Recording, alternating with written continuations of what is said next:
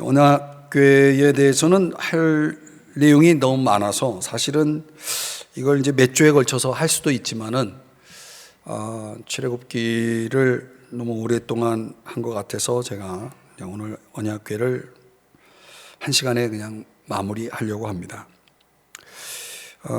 여러분들이 이제 성막의 구조를 보시면은 이제 번제단을 통과하고 번제단에서 짐승을 잡아서 이제 피를 받고 또 제물은 태우고, 그리고 이제 다음 장소인 물두멍으로 가서 거기서 수족을 씻고, 그리고 깨끗함을 입은 다음에 이제 성소 안으로 들어가게 되면 이제 오른쪽에 떡상이 있고 왼쪽에 등대가 있죠. 등대에 불을 밝히고 떡상에 12개의 진설병을 두 줄 6개씩 두 줄에 걸쳐서 12개를 이제 진설하게 되죠. 배치하고, 그리고 중앙 쪽 바로 휘장 앞에 놓여 있는 분향단에 가서 향을 피우고, 그리고 이제 휘장을 열고 들어가면 거기에 이제 지성소라는 가장 거룩한 장소라는 뜻의 지성소가 있어서 그 지성소 안에는 하나의 기구가 존재하죠. 그게 바로 언약궤, 다른 말로는 법궤, 또 다른 말로는 증거궤, 여러 가지 명칭들이 이제 사용되고 있는 언약궤를 이제 보게 됩니다. 그 대제사장이 1년에 한 차례 단 한 번에 걸쳐서 이 언약궤 앞에 서게 되는데요. 그날은 대속죄일이라 해서 이 아주 중요한 날이죠. 자기 자신과 백성들의 죄를 사함받기 위해서 아주 가장 큰 안식일 중에 안식일로서 이 제사를 드리러 이제 하나님께 나아가게 되는데, 그때 이제 하나님 앞에 설 때에 두 가지가 반드시 있어야 되는 겁니다. 휘장을 열고 들어갔을 때 이 대제사장은 분향단을 자기 앞에 두고, 그래서 분향단 향단에서 피어오르는 향연에 의해서 자기 모습을 가리죠. 그리고 또 한 손에는 뭐가 있냐면 피, 짐승의 피, 제물의 피가 있죠. 그 피를 그 언약궤를 덮고 있는 뚜껑, 속죄소라고 하는 곳에다가 앞면과 옆면에다가 7번 피를 뿌리게 되죠. 그래서 반드시 이 두 가지가 있어야 이제 하나님을 만날 수가 있는 겁니다. 제가 지금 설명한 그 동선을 쭉 따라가다 보면 모양이 그 동선, 대제사장이 움직이는 그 동선을 선으로 그어보면 십자가가 나옵니다. 그리고 적어도 우리가 하나님을 만나기 위해서 하나님 앞에 나아갈 때 반드시 이 십자가를 그리고 들어가게 됩니다. 그리고 거기에 어떤 한 기구도 그냥 패스하면 안 됩니다. 반드시 거쳐야 됩니다. 그래서 제가 이 성막을 가지고 성경을 가르칠 때 하나님을 만나는 데 있어서 우리에게 꼭 있어야 될 것이, 첫째는 번제물, 그죠? 거기에 피가 있어야 되고, 두 번째는 깨끗함이 있어야, 물이 있어야 되고, 그리고 세 번째는 떡, 말씀이 있어야 되고, 네 번째는 등대, 빛, 성령의 조명이 있어야 되고, 분향단, 기도죠. 기도가 있어야 된다고 말씀드렸죠. 예수의 그 육체를 상징하는 휘장이 열렸을 때 그 모든 것을 다 가지고 이제 하나님을 만나는 겁니다. 아주 큰 그림으로 보면 우리가 성경적으로 하나님을 만날 때 이 요소들이 아주 매우 중요하다는 것을 서론적으로 설명을 드리면서 이 언약궤를 우리가 아주 깊이 제가 오늘 살펴보려고 합니다. 어떻든 우리가 하나님을 만나기 위해서는 그 앞에 서 있어야 되고요. 또 죄를 용서받기 위해서는 반드시 그분 앞에 있어야 됩니다. 그 언약궤 앞에 있어야 되는 거죠. 또 우리의 기도를 응답받기 위해서는 여전히 또한 거기 그 언약궤 앞에 있어야 됩니다.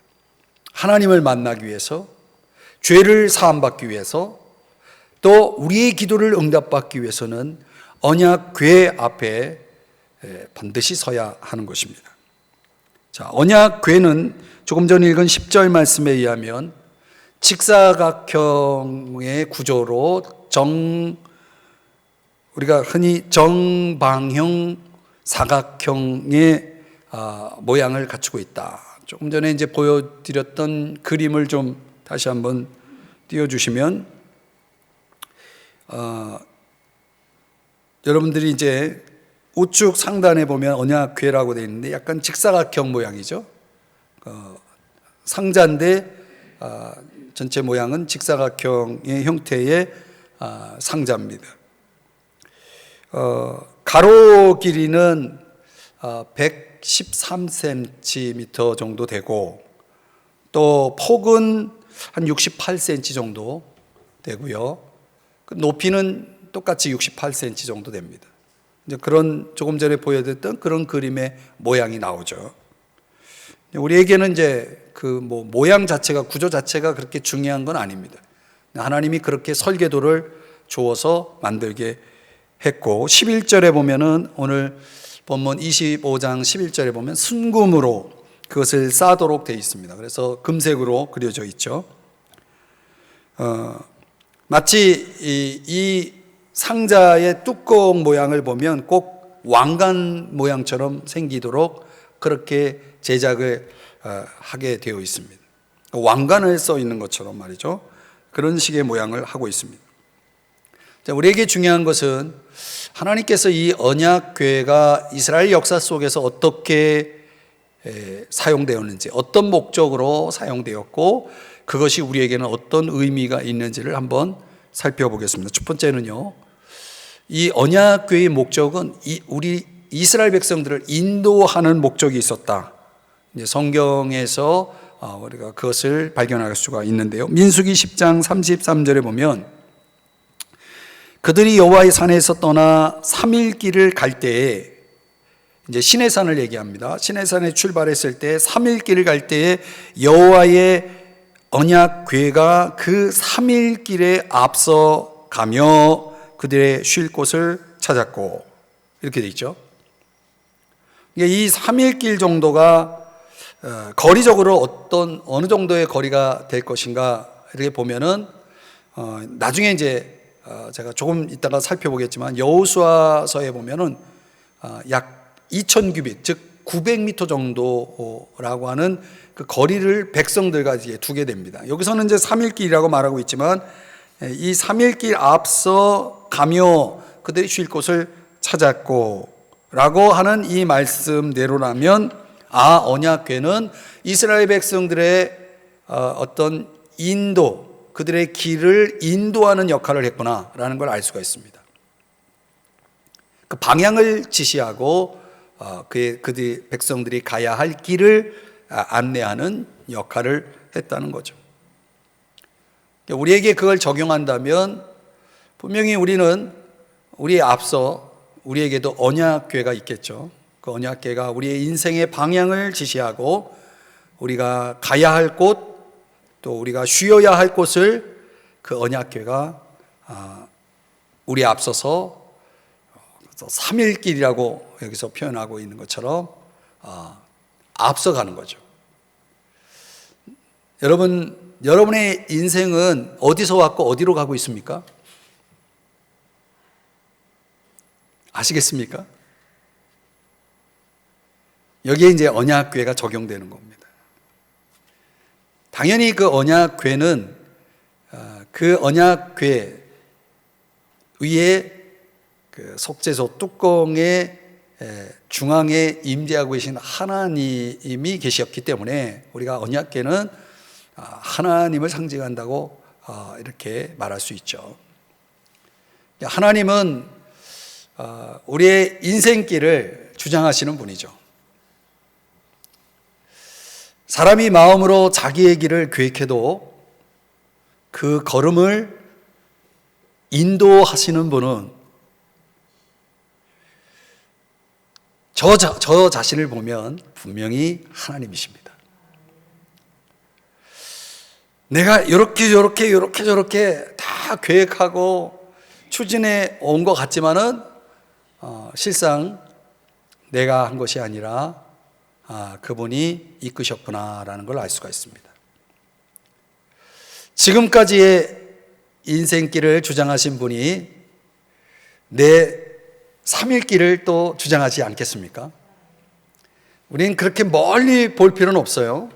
이제 신약에 와서는 이게 3일길이 아니라 오늘길이죠. 하루길이죠. 하루길. 그래서 내일 일은 뭐 하지 말라고요? 예수님께서 뭐라고 말씀하십니까? 내일 일은 염려하지 말라고 그러죠. 혹 염려하거든 내일 하라고 그러죠. 오늘이라는 시간 속에는 우리가 염려할 게 없는 거예요. 그러니까 오늘을 주장하시고 오늘을 인도하신 하나님께서 내일 또한 주장하기 때문에 우리는 염려할 것이 없다는 거죠. 그러니까 우리가 3일 길을 걱정할 필요가 없는 거예요. 아니 10년 후를 걱정할 필요가 없는 거예요. 사실상 그분이 내 인생의 주권자이시기 때문에 저와 여러분에게 그런 면에 있어서 아무런 걱정이 없는 것이죠. 여러분의 인생 행진의 선두주자는 하나님이시라는 사실을 잊지 마십시오. 자, 여호수아 3장에 가보면 3절 4절의 말씀에 보면 그래요. 여호와의 언약궤에 매는 것을 이제 보거든, 제가 중간부터 읽었는데요. 너희가 있는 곳을 떠나 그 뒤를 따르라. 그러니까 언약궤를 따르라는 거예요. 4절. 그러나 너희와 그 사이 거리가 2000규빗쯤 되게 하고 그것에 가까이 하지는 말라. 그리하면 너희가 행할 길을 알리니. 여기 참 중요한 말씀이에요. 행할 길을 알리니 너희가 이전에 이 길을 지나보지 못하였음이니라 하니라. 내일이라고 하는 우리의 인생길은요, 우리가 가보지 않은 길이거든요. 사람들은 늘 다니는 길만 다니잖아요. 새로운 길을 별로 안 좋아하죠. 나에게 익숙한 길이라고 생각하죠. 그러나 내일이라는 그 시간 속에 있는 길은 사실상 한 번도 가본 적이 없는 길이죠. 요단강을 건너고자 할 때 조금 전에도 말씀드렸지만 900m 정도 거리를 두게 했어요. 이 거리는 왜 필요했냐면 이스라엘 백성들이 출애굽해서 가나안 땅에 들어가기까지 그들의 여정 속에 그 많은 사람들이 장정만 60만이 넘으니까 뭐 전체 따지면은 아이, 여자 모든 이스라엘 백성들이 수를 다 하면은 한 200만 정도 되겠죠. 그 수많은 사람들이 이동을 한다고 했을 때 그 2000규빗의 거리는 아주 중요한 거리라고 봅니다. 하나님이 그 거리를 두게 하신 이유는 그 뒤를 따라야 되기 때문에 그렇습니다. 우리 그 모든 사람들이 어디를 향해 갈 때 계속 뭘 보고 가야 되냐면 언약궤를 보고 가야 되는 거거든요. 그러니까 모든 사람들이 볼 수 있는 그 시야에 들어올 수 있는 그 거리, 가장 이상적인 거리가 2000규빗이라고 하는 이 거리라고 이제 하나님이 보신 것 같아요. 그래서 그 거리를 두라는 거예요. 그러니까 모든 무리들이, 이스라엘 백성들이 이 언약궤가 보일 수 있는 거리를 두신 거죠. 그러니까 누구도 예외 없이 이 언약궤는 내 앞길을 인도하는, 내 행할 길을 인도하는 선두에 있는 거죠. 그래서 한 신학자는 이런 신앙 고백을 합니다. 한번 따라 하실까요? 하나님은 언제나 앞서서 가시는 하나님. 언제나 앞서서 가시는 거예요. 그 말씀이 어디 나옵니까? 신명기 1장 30절에 보면은 다 같이 한번 이 말씀 읽어보죠. 시작. 너희보다 먼저 가시는 너희의 하나님 여호와께서 애굽에서 너희를 위하여 너희 목전에서 모든 일을 행하신 것 같이 이제도 너희를 위하여 싸우실 것이며. 아멘. 신명기 1장 33절도 읽어볼까요? 시작. 그는 너희보다 먼저 그 길을 가시며 장막 칠 곳을 찾으시고 밤에는 불로 낮에는 구름으로 너희가 갈 길을 지시하신 자이시니라. 아멘. 항상 먼저예요. 그분이 먼저예요. 얼마나 다행이에요. 야, 네가 좀 먼저 가봐라. 만약에 하나님이 그렇게 우리를 앞서 보내신다면요, 얼마나 힘들겠어요. 그러니까 든든한 거죠. 그분이 우리의 쉴 곳도 마련하시고 또 우리의 갈 길도 하나하나 가이드를 해주니 염려할 게 없죠. 여러분이 어디 처음 가는 어떤 여행지가 여러분의 이제 여행지를 갈 때에 가이드가 꼭 붙잖아요, 그죠? 가이드가 깃발을 딱 들고 저를 따라오세요 하면은 거기만 보고 따라가야 되는 거예요.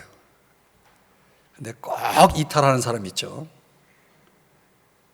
꼭 딴 데 가서 엉뚱한 행동을 하시는 분 때문에 그 행렬이 얼마나 혼란을 겪는지 모릅니다. 가이드를 잘 따라가는 사람이 여행을 잘하는 사람이죠. 예수님께서 나는 선한 목자다 이런 말씀을 하셨습니다.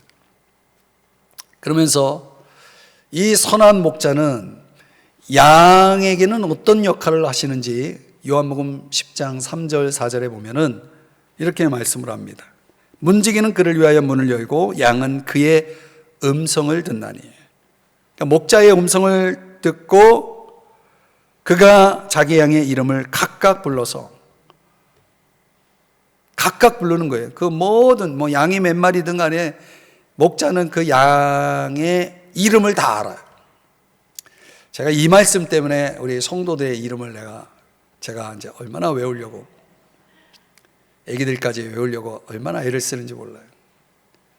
그래서 이제 기도할 때, 새벽에 기도할 때 그 이름을 다 불러가면서 기도해요. 왜 불러가면서 기도하냐면 하나님이 몰라서 제가 하나님께 이렇게 일일이 그 이름을 알겠습니까? 외우려고, 기도하면서 외우려고. 야, 목자는 양의 이름을 알아야 되는구나. 그만큼 이제 관심이 있는 거죠. 그 말씀을 빨리 보여주세요. 왜 또 없어요? 자막. 네. 한참 설명하고 있는데. 그가 자기 양의 이름을 각각 불러, 그게 이제 그 다음이 중요한 거예요. 인도하여 내누이라 그랬어요. 자, 이철이! 그러면 이제 이철이 양이 이제 따라가는 거예요, 목자를. 4절 말씀 한번 볼까요? 4절. 자기 양을 다 내놓은 후에 앞서가면, 요게 이제 목자는 앞서가는 겁니다. 앞서가면 양들이 그의 음성을 아는 거로 따라오되. 기가 막히게 아는 거예요. 양들이요, 목자의 음성을 기가 막히게 알아요. 그래서 아는 거로 따라오는 거예요. 그러니까 목자는 앞장서고 양들은 그 뒤를 따라갈 때 뒷모습을 보고 따라가는 게 아니라 음성을 듣고 따라가는 거예요. 구약은 언약궤의 그 어떤 가시적인 언약궤의 모습을 보고 따라갔지만은 그게 더 구체화된 게 신약입니다. 신약은 음성을 듣고 따라가는 겁니다. 우리에게는 언약궤가 없잖아요. 그 언약궤이신 이제 언약궤가 이제 목자가 된 거죠. 그 목자이신 주님의 음성을 듣고 따라가는 겁니다. 그래서 우리가 내 인생길에 있어서 내 앞길을 먼저 앞서가시면서 야, 따라와라 하면은 우린 그분의 음성을 듣고 가는 거예요.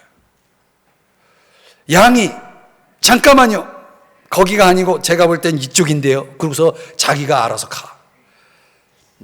그런 행동을 양들은 잘합니다. 그래서 이사야 선지자가 이사야 53장 6절에 뭐라고 말합니까? 우리는 다 양 같아서 그릇 행하여 각기 제 길로 갔거늘.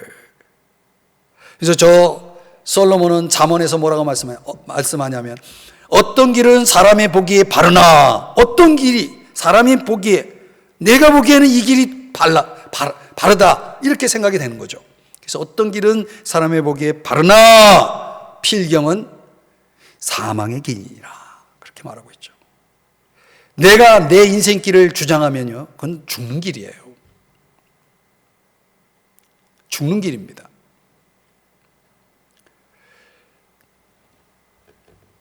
바울이 하나님의 부름을 받고 이제 전도자로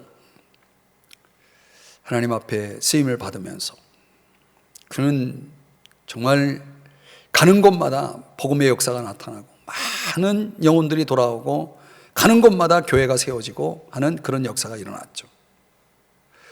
그 바울이 가진 복음의 열정은 그 누구도 따라올 수 없는 열정이죠. 그는 아시아라는 지역을 향해서 복음을 전하기 위해서 가고자 했을 때에 그때 하나님께서 성령을 통해서 야 거기 아니야 딱 막으신단 말이죠. 이상하네. 복음 전하러 간다는데 왜 하나님 막으실까? 음성을 들으니까 그걸 분별한 거예요. 아 이거 하나님이 원치 않으시네. 어떻게 막으셨는지는 성경에 기록되고 있지 않지만 저는 분명히 환경적으로 막으셨을 거라고 봅니다. 비자가 발급이 안 됐든지 오늘날로 얘기하면 뭔가가 비행기가 갑자기 출항을 안 하든지 하여튼 뭐가 있어요. 그래서 아 이거 아닌가 그러면 그랬더니 저쪽 그 비슷한 쪽에 또 보여요. 그래서 내가 그쪽으로 한번 가봐야 되겠다. 저쪽에 가서 전해야 되겠다 하고 저쪽으로 가려고 그랬더니 또 그 길 또 막히는 거예요. 야 이거 이상하다. 아무래도 하나님의 뭔가 계획이 있구나. 그래서 바울은 이제 말씀과 성령보다 앞서지 않는 사람이기 때문에 이 드로아라는 항구로 가가지고 거기서 조용히 기도하면서 묵상하면서 하나님이 안내할 때까지 앞서 가시는 그 길이 확실해질 때까지 이제 그는 기다립니다. 그리고 드디어 하나님께서 사인을 주시죠. 그래서 이제 빌립보 선교가 이제 시작되고 유럽 선교가 시작되는 겁니다. 그러면서 하나님께서 들려주신 음성이 건너와서 우리를 도우라 이런 말씀을 주신 거죠. 참 놀라운 사건입니다. 저는 우리가 정말 우리 앞서 가는 그 언약궤를 바라보는 안목이 있다면 진정 우리의 목자이신 주님의 음성을 들을 수 있는 귀만 있다면 우리에게도 그런 일들이 일어나는 거죠. 내가 내 길을 주장하고 내가 가고 싶은 길을 가고 우리가 다 선택할 수 있죠. 그러니까 필경은 사망의 길이 될 수 있는 겁니다.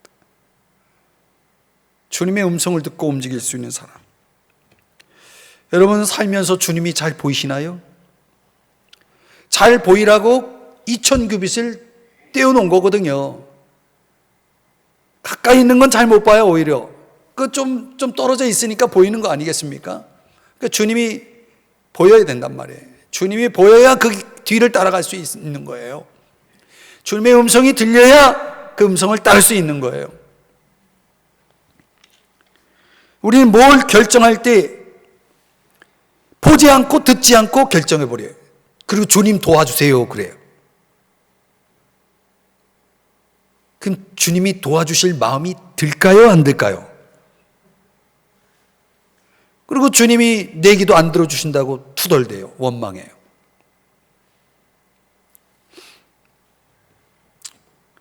우리 신앙인들이 정말 올바로 신앙생활을 하려면 그래서 주님의 음성 듣는 법을 배워야 됩니다.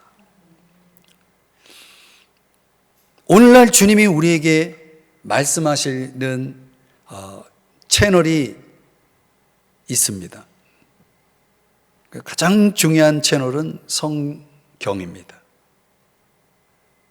또 그 성경을 통해서 성령께서 우리에게 말씀하십니다. 때로는 성경을 너무 모르니까 하나님께서 사람을 통해서도 하나님의 음성을 들려주십니다. 때로는 그 사람 말도 안 들으니까 하나님께서 환경을 통해서도 말씀을 주십니다. 이 네 가지, 하나님의 음성을 듣기 원하신다면 이 네 가지를 주목하셔야 됩니다. 주님을 바라보며 오늘의 하루길을 그분의 손에 맡기고 따라가는 저와 여러분이 될 수 있기를 바랍니다. 언약궤의 목적이 뭡니까? 사무엘상 4장에 보면 대단한 사건이 벌어져요. 자, 내용이 많죠. 사무엘이 이제 어떤 사건과 연결되냐면 하나님의 말씀을 딱 들었을 때 당시 제사장은 엘리 제사장이었죠. 그 엘리 제사장이 귀가 어두워집니다. 하나님의 음성을 듣지 못합니다. 그래서 누굴 통해 듣냐면 사무엘을 통해 듣죠. 그러니까 하나님의 음성을 듣지 못하니까 전쟁터에 나가서도 거기 완전히 혼란 그 자체죠. 결국은 전쟁에서 패배를 하게 됩니다. 그 전쟁에서 패배했을 때 이스라엘 백성들이 이렇게 말하는 거예요. 자, 보세요. 백성이 진영으로 돌아오매 이스라엘 장로들이 이르되 여호와께서 어찌하여 우리에게 오늘 블레셋 사람들 앞에 패하게 하셨는고. 패했다는 거예요. 전쟁을 해서 패했어요. 누가 패하게 했다라고 말하냐면 여호와께서 어찌하여 그랬습니다. 그리고 계속 이어서 읽어드리면 여호와의 언약궤를 실로에서 우리에게로 가져다가 우리 중에 있게 하여 그것으로 우리를 우리 원수들의 손에서 구원하게 하자 하니. 참 중요한 말씀입니다. 이스라엘 백성들이 깨달은 게 뭐예요? 자기들끼리 나가서 싸운 거예요. 그들 중에 뭐가 없어요? 언약궤가 없어요. 언약궤 없는 전쟁을 치른 겁니다. 언약궤 없는 전쟁을 치른 결과가 뭐냐? 그게 패배입니다.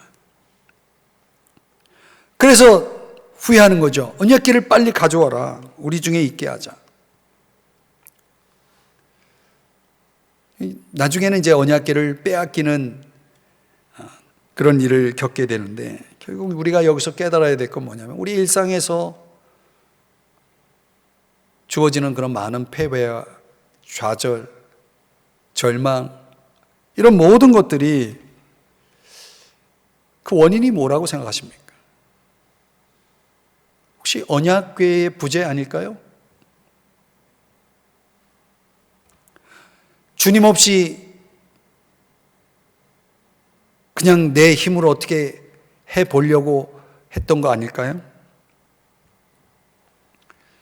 주님이 우리 환경 속에 함께 역사하셨다면 패배하지 않을 수 있었을 텐데 주님 없이 싸우고 계시지는 않나요?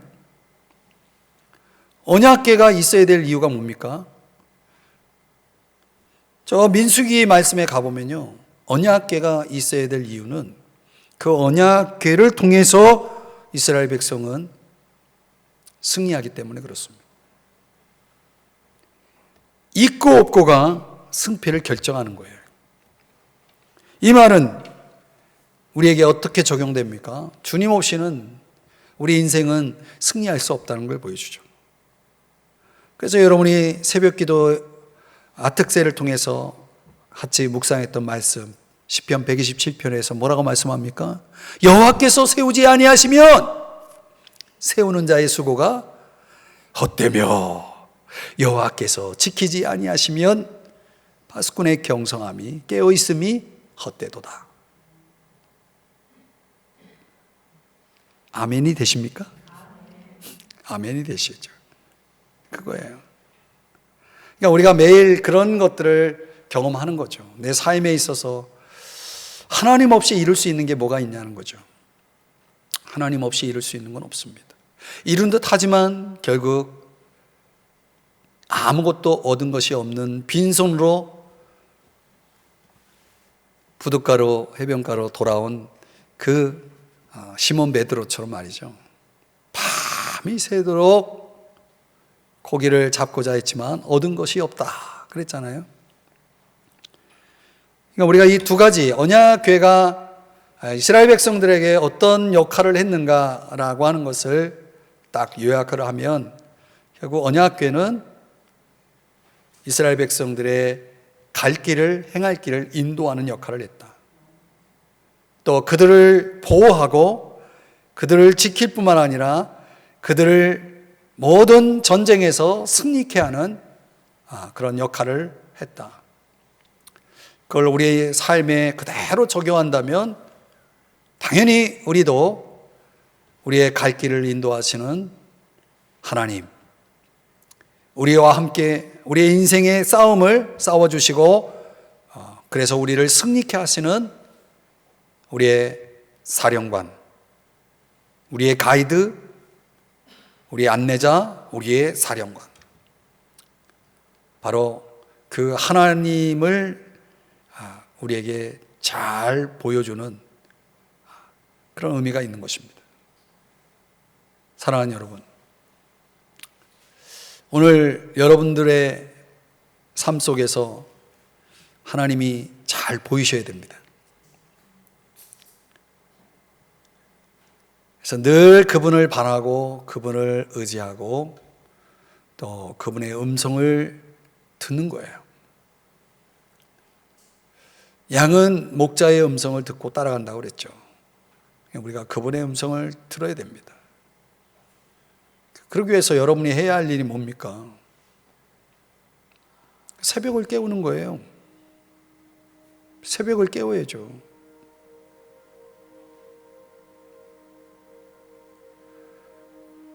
각자의 새벽이 필요합니다. 내 하루길을 책임져 주시는 그분을 내가 만나지 않고 어떻게 하루를 시작할 수 있습니까?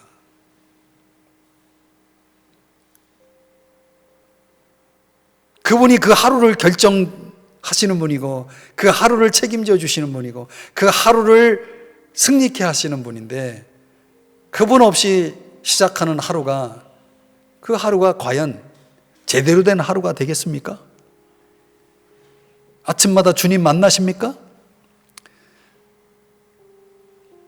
매일 여러분의 첫 시간을 주님께 드리십니까? 그런 게 없이 어떻게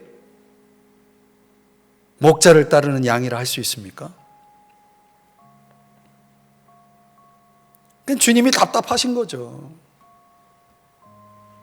그래서 요한계시록 3장 20절을 보면 그렇게 말씀하는 거 아닙니까? 볼지어다 문 밖에 서서 두드리노니 누구든지 내 음성을 듣고 문을 여면 내가 그에게로 들어가 그와 더불어 먹고 그는 나와 더불어 먹으리라 그랬잖아요. 그 하나님의 음성에 귀를 막고 있는 사람들이 너무 많은 거예요. 그 라오디게아 교회 안에. 그래서 그걸 책망한 거 아닙니까? 야, 너 눈 좀 어떻게 안약을 발라가지고 좀 어떻게 눈 좀 고쳐라. 보지 못하고 듣지 못하니까 라오디게아가 덥지도 않고 차지도 않고 미지근해가지고 주님이 뭐라고 말합니까? 내가 토하여 내겠다 그랬거든요. 그래서 라오디게아 교회가 주님 앞에 크게 책망을 받은 거예요. 오늘날 많은 신앙인들이 라오디게아 교회의 모습처럼 신앙생활을 하고 있는 거죠. 보지 않고 듣지 않는 사람들이 너무 많은 거예요. 심각한 거죠. 그러니 여러분들 오늘 이 수요 예배 나오신 분들만이라도 제발 여러분의 첫 시간이 여러분의 것이라 생각하지 마시고 여러분의 하루의 승패를 결정하는 가장 소중한, 가장 중요한 그 시간을 여러분 주님께 드리시기 바랍니다. 주님께 내놓으시기 바랍니다. 주님과 함께 하시길 바랍니다. 그래서 그분의 음성 듣고 하루를 그분께 전폭적으로 맡기면서 그분을 바라보고 나아가면 여러분의 하루는 승리의 하루가 될 것입니다. 여러분의 하루는 주님이 책임져 주실 것입니다. 오늘 말씀 생각하면서 오늘 이 시간에 우리 잠깐 같이 함께 기도합시다. 한 1분 동안만. 오늘 우리의 하루가, 내 인생은 하루길이에요. 내일 일은 몰라요. 난 몰라요. 그거는 그분에게 속한 시간이기 때문에 오늘 하루길을 내가 주님께 맡기고 주님과 함께 동행하는 그런 인생을 살겠다고 하나님 앞에 한번 좀 결단하시고, 그리고 하나님께 좀 그런 삶을 살게 해달라고 도와달라고 여러분 한번 기도하시지 않겠습니까? 잠깐 기도하겠습니다.